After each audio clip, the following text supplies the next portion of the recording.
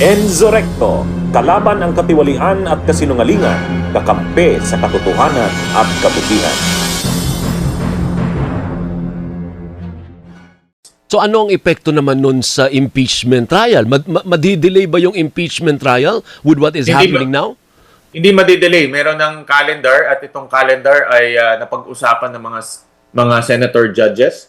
At so far, kahapon tinitignan ko yung calendar at nakipag-meeting na ako sa mga kasamahan natin sa loob. At wala namang magiging delay sa impeachment calendar. Opo. At ano po ang gusto ninyong mangyari?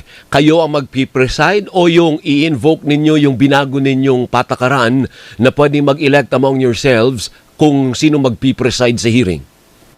Sa ngayon, ang aming rules, ay ang nakasaad sa rules natin ay yung Senate President ang presiding officer. Mhm. But in this case, dahil ako ay tinalaga na acting Senate President, tayo ang magpe-preside. Pero papag-uusapan pa namin kung ano yung pinaka-best way forward. Ang importante naman, ang gusto natin ay isang fair, maayos na impeachment trial at pag-uusapan niya ng Senado. Pero paano nga po yun pag kinuntes din? Sasabihin din ni Senator Alan Peter, hindi ako.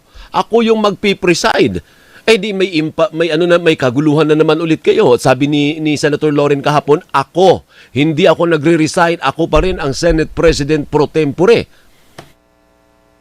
Kahapon, doon sa proceedings, all seats vacant. Pag sinabi natin all seats vacant, from top to bottom yan. So, ibig sabihin, wala na yung mga dating hinalal na mga senators, chairman, even the members, vacant yun, no? Kasi pag sinabi all seats vacant, lahat. At nagtalaga nga ng mga bagong chairman at bagong officers. So, in as far as you are concerned, wala na yon, tapos na yon. Tapos na yon. Tama ka. As far as we are concerned, meron ng bagong chairman at may bagong officers na. Opo. Eh, paano po yan yung mga empleyado? Ang sabi kahapon ni Senator Alan Peter Cayetano, konsensya nyo na. Sinong pipiliin nyo? Yung batay sa konstitusyon o batay sa kapangyarihan? Paano nalilitong mga empleyado? Anong advice ninyo sa Senate employees, Senator Gatchalian? I-clarify namin yan at bibigyan namin sila ng matibay na basis galing sa Civil Service Commission at itong mga dokumento na manggagaling sa Civil Service Commission ay kikilalanin yung bagong liderato sa ating pamumuno. At dahil nga ang executive ay kinikilala na rin tayo, pati mga communications natin, kikilalanin lang nila yung bagong liderato pagdating sa mga communications and coordination. So, by that sense, magiging kampante na rin ang mga Senate employees natin. Nako, aminado ako at naintindihan ko yung kanilang saloobin at naintindihan ko yung kanilang confusion, pero aayusin rin natin yan. Parang ang lumilitaw, and correct me if I'm wrong, Senator Sherwin, ang mangyayari ngayon is, kung gusto ni na Senator Cayetano na humabol, o di humabol kayo, go to court if you want to question me, but ako ang otoridad ngayon dahil kami ang mas maraming bilang. Tama bang pagkakaintindi ko, Senator Sherwin? Mas maraming bilang, yung proseso natin ay legal, tayo ang kinikilala ng mga different branches of government. At ito yung mga basis, no? Even yung mga, like I said, even yung mga independent legal experts, sinasabi na walang problema sa proseso. And I also wonder, paano po i-deal ni Senator Erwin Tulfo? Di ba may hearing po sa Monday? Naku, isa din po siya sa pinangalanan kahapon. Doon naman sa pinatawag naman na pagtitipon ng grupo ni Senator Alan Peter. Ikaw ang chairman ng Blue Ribbon, isa ka sa pinangalanan ng ex-Marines. Alvin, ito ka-clarify ko lang, no? Yung nangyari kahapon, hindi hearing yun, kundi gathering.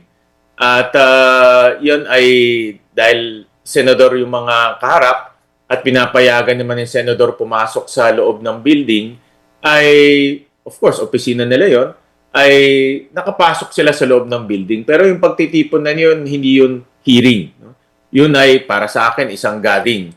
At yung gaganapin na hearing on Monday, ayun ang official hearing na ang chairman ay si Senator Erwin Tulfo. Kung ano man yung sinabi nila kahapon, hindi official yun. No? Kung gusto nilang ulitin yun, di ulitin nila yun on Monday dahil invited naman yung 18 Marines on Monday. At dahil invited sila, sabihin nila ulit kung ano yung sabihin nila doon para maging official. Pero para sa akin, kung ano man yung sinabi nila kahapon, hindi official yun. Dahil yung mga sinasabi nila, pinipili rin nila hindi rin tama yun No? Kung gusto nila magsabi ng totoo, dapat lahat-lahat at gawin sa official venue. Paano pinipili, Senator? Antayin na lang natin on Monday, Alvin. Kasi ang tinutukoy po ba ninyo? Kasi naalala ko rin parang may sinabi si Senator Erwin na may ilang personalidad kagaya daw ni Senator Loren Legarda o yung magkapatid na Villar na sa original affidavit nandun pero hindi naman binanggit kahapon. Iyon ba yung tinutukoy ninyo? Antayin na lang natin on Monday, Alvin. Yun ay kung pupunta po sila, Senator Sherwin. Dapat pumunta sila. Kung gusto nila talagang ilabas ang katotohanan at kung gusto talaga nilang maisiwalat itong mga ganitong bagay na hindi magaganda, pumunta sila sa official na hearing. Pwede naman pumunta sa dalawa, di ba? Kung talagang gusto mo pumunta sa gathering, pumunta sila sa gathering. Kung gusto mo pumunta sa official hearing, pwede ka rin naman pumunta. In fact, itong 18 Marines na nagre-research ako, ang dami na rin nilang mga iba't ibang venues na pinuntahan. So, ano ba yung pupunta sa isa pang venue? Opo. And finally, Senator Sherwin, ano po ang mensahe ninyo kay Senator Alan Peter Cayetano? Sabi mo kasi bukas ka, with open arms. Ano po? Anong gusto mong sabihin sa kanya para matapos na po itong kaguluhan dahil nakakahiya po sa taong bayan, sa totoo lang? Ako rin nahihiya rin ako personally dahil bilang senador at bilang isang lingkod bayan na hinalal ng taong bayan, ang gusto rin natin ay maibalik sa kanila yung kanilang tiwala at maibalik sa kanila yung serbisyo na dapat ginagampanan namin. At ako, ang mensahe ko naman sa lahat ng ating mga kasamahan ay alam ko ngayon mataas ang emosyon, alam ko ngayon mataas ang hidwaan, pero pag humupa na yan, mag-usap-usap tayo, tingnan natin kung anong maganda sa institusyon at marami sa kabilang grupo, mga personal friends natin. At hindi naman kami magkaaway. Talaga nangyayari lang yung ganito. Pero ako ay importante na mag-usap kami at tingnan natin kung anong ikagaganda sa ating bansa. May effort ba, Senator? May nag-i-effort on your side? O kasi kung wala kang effort, wala ding effort si Cayetano, ay hindi po kayo talaga mag-meet? Well, meron naman. No? Hindi ko lang sasabihin kung paano at sino, but meron naman. Meron mga reconciliation efforts from both camps? Meron naman. But like I said, emotions are very high right now, so we need to be sensitive rin. Pero meron naman. That's good to hear. Bunyog, bunyog, halikan na kasama ka. Bunyog, kapag buklod ay may pag-asa. Luzon, Visayas, Mindanao, isa ang pananaw. Sa bagong Pilipinas ang bunyog isisigaw. Bunyog,